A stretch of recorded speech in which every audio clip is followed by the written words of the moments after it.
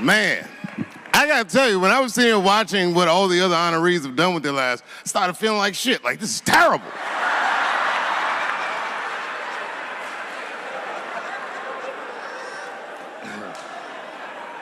And then Bobo brought me up and started out good with that Ali picture, and then it just, whew. But that coloring book that was in the picture, I know the Ali's are here, that coloring book, my mother has it. And Champ, he signed it. You know, the greatest, he signed it, Muhammad Ali. And his sparring partner was there that day. And his sparring partner signed it, said the next heavyweight champion of the world, Larry Holmes. And he was. And 2-year-old Dave Chappelle colored all in that shit and just ruined the book.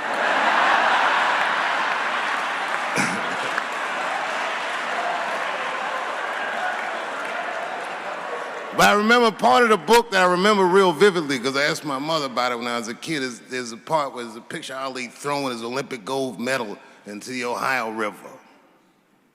That's why it's so weird for me being here. You know, both of my parents were very brilliant. My dad went to Brown in 1955. That's right. He told me at the time he was one of 3 black students. He said one of the guys got accused of a rape that he probably didn't commit, and the other guy killed himself, and Dad said, and I left. And see, that's what makes us Chappelles great. We know when to quit.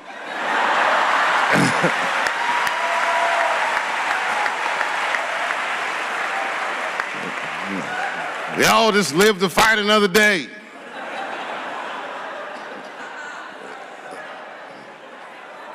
I gotta say, I'm very honored to be here, and I'm very honored to be here with the other honorees. Really, I'm like very humbled by you all, the work that you do, and you all make me want to be better. All of you.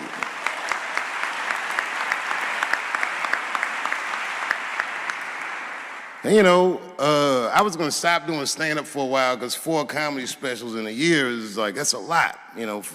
But you know, shout out to my colleagues in comedy. I just want to say that in a way, this for me belongs to my mother primarily, who was an African American studies professor, and a lot of the content that I say, she raised me well. I'm not an uninformed person.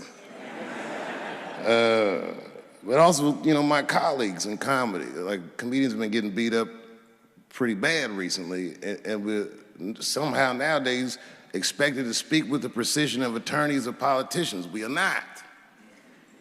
I always think of James Baldwin. You know, James Baldwin was one of my favorite writers because he managed to tell white people what they feel like to be around.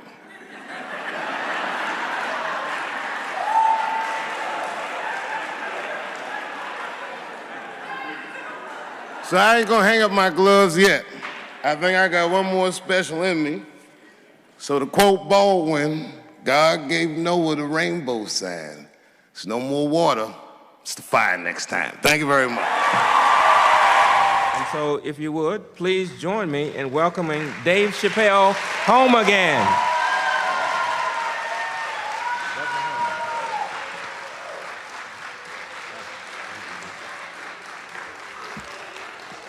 Oh, thank you. You know, I speak for a living, and I'm a little nervous today. I wanted to say thank you, Mr. President, and thank you, Bishop Green, and thank everyone at Allen University for hosting me today, because it feels special, right? When I think of this great grandfather that I've heard about in my life, but never actually touched his legacy. So it's like the product of his loins coming to meet the product of his work. And it's an important day for me personally. And I know a lot of you guys are students, and I just want to tell you I'm the first person in my family to not go to college. And as the president has told you, I've done outstanding in spite of that.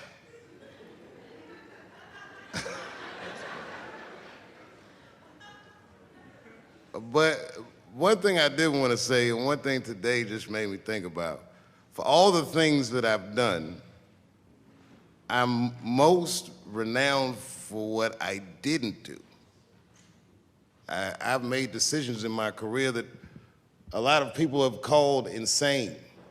2004, had a $50 million deal on the table, and in a crisis of conscience, flipped the table over and walked away. Went to South Africa. Everyone said I was running away from the money.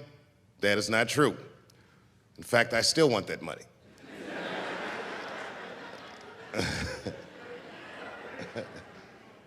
The idea that I wanted to just share with you guys is the idea that sometimes you do what you think is best, whether anybody understands it or not. I heard a story about my father where someone told me he used to do statistics for a company in D.C. The company he did statistics for started doing business with the South African government, so he quit his job. It's caused a lot of problems between him and his wife. It's hard for a man when he can't provide for his family the way he wants to, and he suffered through it. And a generation later, when I had my crisis of conscience, I was able to go to a free South Africa and get away from the heat. This idea that what you do in your lifetime informs the generations that comes after you is something I keep thinking about, something that is so much bigger than just ourselves. And today I'm standing in front of you guys, and I know you guys are like, oh, I know you're bored. But I see family of mine in the front row some who I've never met, and I just realize how all of us are connected. That my great-grandfather built something more substantial than buildings. He built a community, and he built, more importantly than a community, he built a way. You know, so I'm very grateful. Very grateful. Hello, police. I just saw him saying, you know what I mean? He's standing over like, so this is what black people talk about.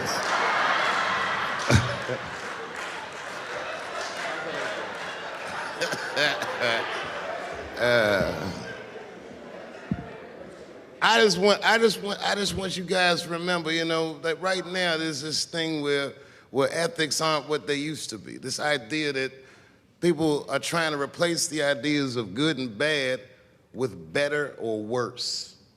And that is incorrect. You gotta keep your ethics intact because good and bad is a compass that helps you find the way. And a person that only does what's better or worse is the easiest type of person to control. They are a mouse in a maze that just finds the cheese. But the one who knows about good and bad will realize that he's in a maze.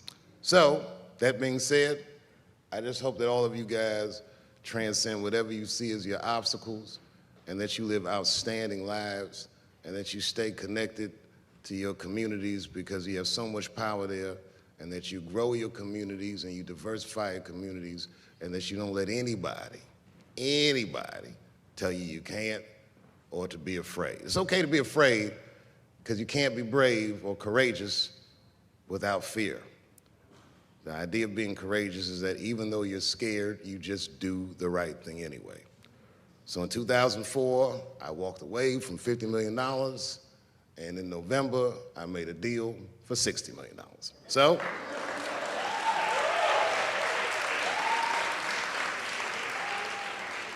although I am not the most famous comedian of my time, I would like to know what their great-grandfathers did.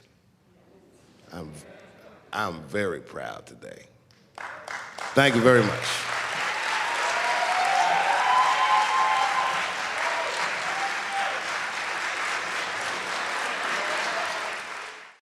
Boy, comes as a complete surprise.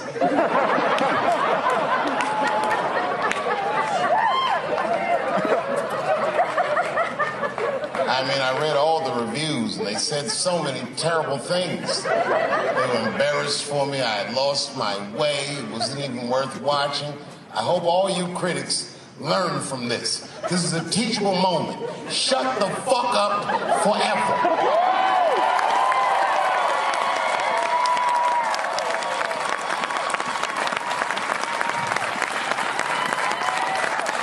Two in a night. These aren't them. These are the ones I won for the other ones, motherfucker. I would like to thank my editor who was nominated. Unfortunately, he did not win, but I couldn't have been more honored to work with Jeff Urin.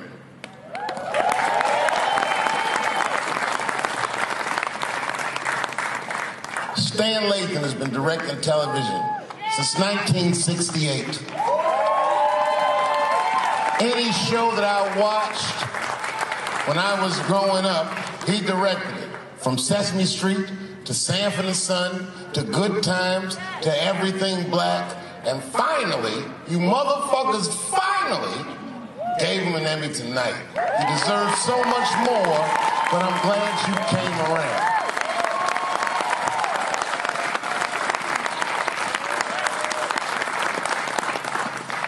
I'd like to shout out all the other nominees tonight. Tiffany Haddish and Patton Oswalt and Hannah Gatsby and Brother Mulaney. You guys are an inspiration to me, and I'm honored to be nominated with you. I'm sorry that you didn't win tonight, but who gives a fuck anyway? It's a special night because comedy gets to be itself. It's all we've ever wanted. I hope the war is over. We good? And as always, I'd love to thank my wife, Elaine.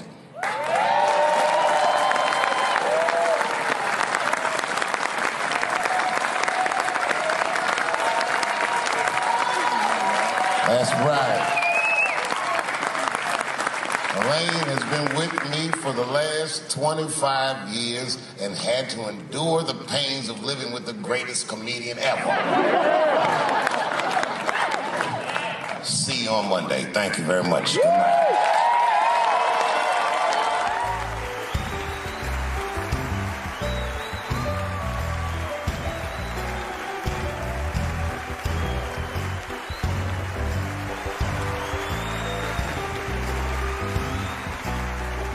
Thank you. Thank you. Thank you. I like not knowing what's going to happen.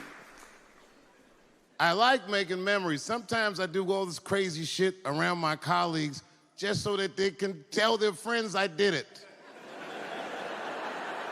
But rather than talk about myself, just briefly, I want to just talk about my genre. Stand-up comedy is an incredibly American genre. I don't think any other country could produce this many comedians. And unbeknownst to many people in this audience, I don't think there's opinion that it exists in this country that is not represented in a comedy club by somebody. Each and every one of you has a champion in the room. We watch you guys fight, but when we're together, we talk it out. I know comics that are very racist, and I watch them on stage, and everyone's laughing, and I'm like, that motherfucker means that shit. Don't get mad at them, don't hate them. We go upstairs and have a beer, and sometimes I even appreciate the artistry that they paint their racist opinions with. Man, it's not that serious. The First Amendment is first for a reason. The Second Amendment is just in case the first one doesn't work out. We gotta let some air out of the ball, man. The country's getting a little tight. It doesn't feel like it's ever felt in my lifetime. So tonight, I am honored that my colleagues are here in comedy and in music.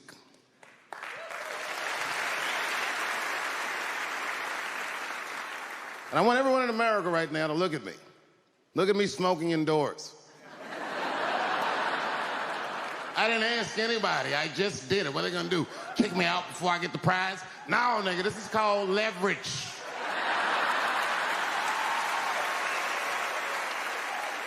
thing that I liked best about tonight was that I saw so many people from different parts of my life, like friends that I grew up with here in D.C., friends of mine from Ohio then and now, friends of mine from comedy clubs, all the fucking musicians that blew my mind. You guys have no idea how you inspired me.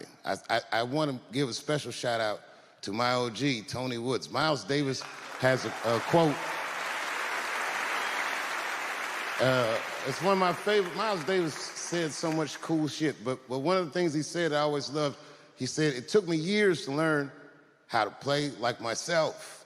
You know, he would watch other musicians, and he would try to play like Dizzy or Bird, or all the guys who were great.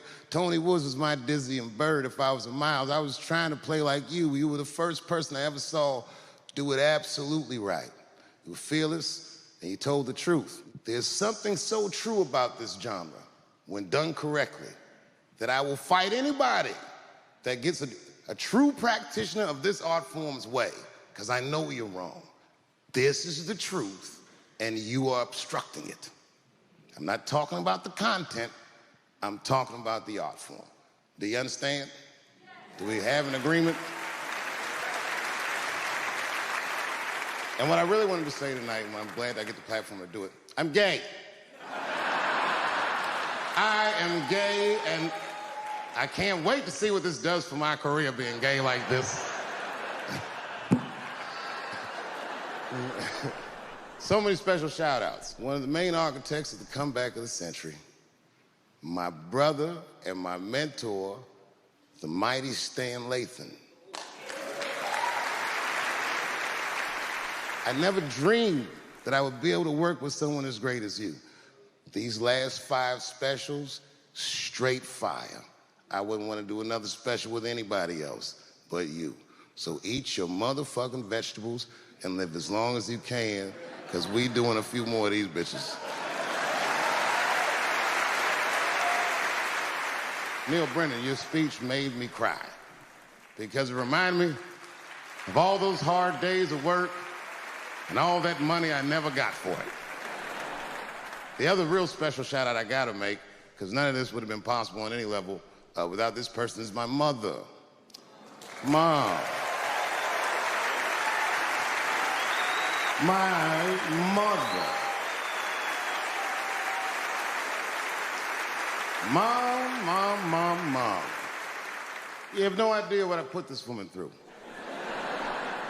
If you had just given birth to me, that would have been more than enough. But the fact that you raised me and raised me well, we had a real oral tradition in our house. I knew the word griot when I was a little boy. A griot was a person in Africa who was charged with keeping the stories of the village.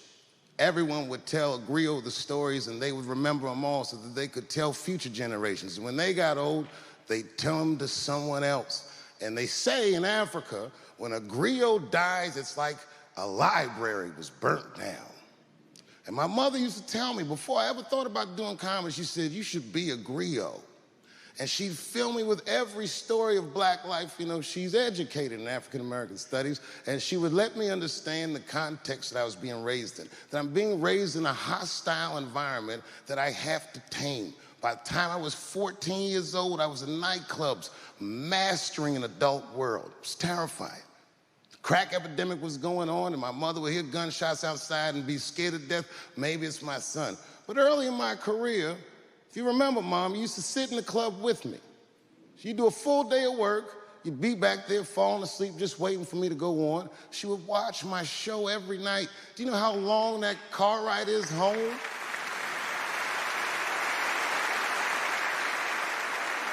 How many of you have ever heard your mother say, pussy jokes were a little too much tonight, son?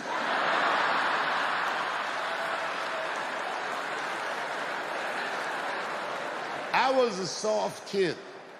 I was sensitive, I'd cry easy, and I would be scared to fist fight.